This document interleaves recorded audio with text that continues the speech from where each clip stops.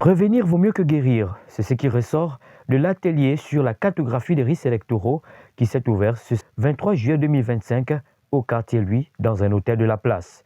L'atelier organisé par l'ONG Women for Peace et le REDAC en partenariat avec l'Institut international pour la démocratie et l'assistance électorale, IDEA, vise des objectifs clairs. Cet atelier a donc pour but de cartographier les risques électoraux afin d'identifier les zones sensibles et de mettre en place des stratégies efficaces pour prévenir les violences. Nous allons travailler ensemble, partager nos expériences et nos idées en vue d'atteindre efficacement cet objectif. Pour le représentant de l'IDEA au Gabon, si l'élection du 12 avril 2025 s'est déroulée sous un climat d'apaisement remarquable, il n'en demeure pas moins que les élections à venir peuvent être source de crises, d'où il vaut mieux prévenir que guérir.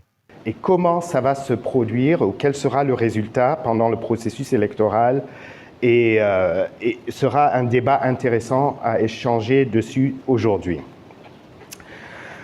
Cet atelier va vraiment nous permettre d'identifier quels sont les risques qui peuvent se produire, essayer de comprendre les différentes dynamiques, essayer d'anticiper tout ça avec l'esprit que c'est mieux de prévenir que de guérir. Pour le nouveau Gabon, il n'est plus question de retomber sur les erreurs du passé. Cet atelier est d'une importance capitale.